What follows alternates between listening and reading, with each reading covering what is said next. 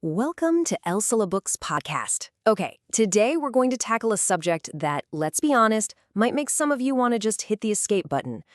Church history. And I totally get it. The moment you hear that word, history, your eyes might just glaze over. You start thinking about, memorizing all those dates and names and places that feel completely disconnected from your life right now. Does that sound familiar at all? It's such a common feeling, right? That sense of dread when you're faced with a topic that just seems so dry and academic. I think a lot of us have been there. But what if we just change the frame here? What if we stop thinking about it as some stuffy old textbook and start seeing it for what it really is? The story of your spiritual family, like your own lineage of faith. So let's dive into this idea, this spiritual family tree, and see just how real and tangible this connection actually is. I mean, look at this. This makes history feel incredibly personal, doesn't it? This isn't just some list of names. It's a living, breathing, unbroken chain. Think about it.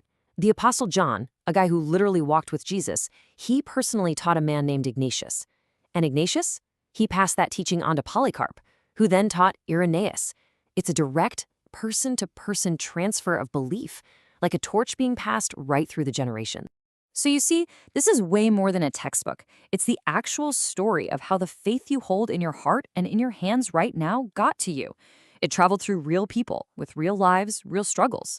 And knowing that story, well, that's what grounds our faith in something solid.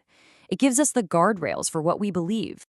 Right, so here's the crucial point. What do these historical roots actually do for us now? Why should any of this matter for how we live our lives today?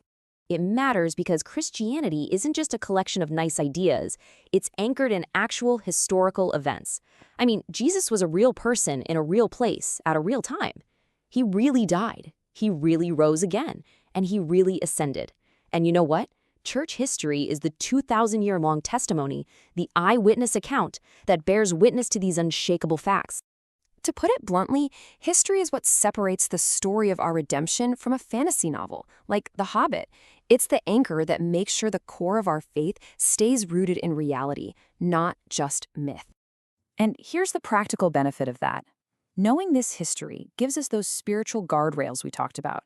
They keep us on the path, They protect us from ideas that could twist or distort the core message. And get this, these guardrails, they were built by people who believed this truth was worth everything, even their lives. So let's talk about that. Let's look at the incredible cost paid by those who came before us, the very people who forged this spiritual lineage we're a part of. We're surrounded by stories of fictional heroes. They're brave for a couple of hours on a movie screen. But then you think about someone like the Apostle Paul. This man was stoned, left for dead, and the very next day, he got up and walked to the next town to keep preaching. That's not a movie script. That is your actual history. These are the kind of heroes who literally turned the world upside down. And that's because, as this quote says, history isn't some passive timeline. It's an active conflict. For 2,000 years, there has been a battle raging between truth, what we call orthodoxy, and ideas that lead people astray, or heresy. And this wasn't just some intellectual debate. These were specific ideas that genuinely threatened the early church. Things like Gnosticism and Arianism. These weren't small disagreements. They were huge foundational challenges to the very nature of God and who Jesus was. The battle against these ideas is what defined the faith that you and I have inherited. And here's the thing. This battle for truth isn't just something for academics in ivory towers. Nope. It directly impacts how each and every one of us lives out our faith every single day.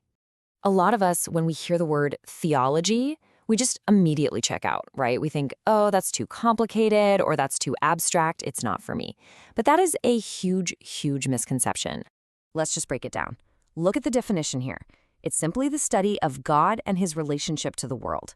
Well, guess what? Based on that definition, every single one of us is a theologian. Think about it. Everyone has opinions about whether God exists, who he is, and how he relates to us. That set of beliefs, that's your theology. And it forms the absolute foundation of your entire worldview. It shapes every single decision you make, every value you hold. The Apostle Paul had a theology, but so did Hitler. What you believe about God matters. It matters immensely. So understanding all of this, the lineage, the guardrails, the battle for truth, It really helps us find our own place within this grand, ongoing story. I love this quote from Matt Hall. It's so powerful. Our job isn't to reinvent the faith. We don't get to redesign doctrine just to fit our modern tastes. We are inheritors, not architects. Our role is to receive what's been passed down and faithfully carry it forward. This is such a perfect metaphor for it. We're stepping into a river of faith that has been flowing for 2,000 years. It started long before we got here, and it's going to keep flowing long after we're gone. We just get to be part of its journey for a little while. So a common argument you hear today, right, is that the gospel is just irrelevant, that it's archaic, old-fashioned, totally out of touch with modern problems, that it's something we've just moved past. But church history is the ultimate counter-argument to that. It proves, beyond a shadow of a doubt, that across every single culture, every empire, every technological revolution you can think of, the core message of the gospel remains just as powerful. And why is that? It's because the deepest human needs, for forgiveness, for purpose, for love, those things are absolutely timeless, and the gospel speaks directly to all of them.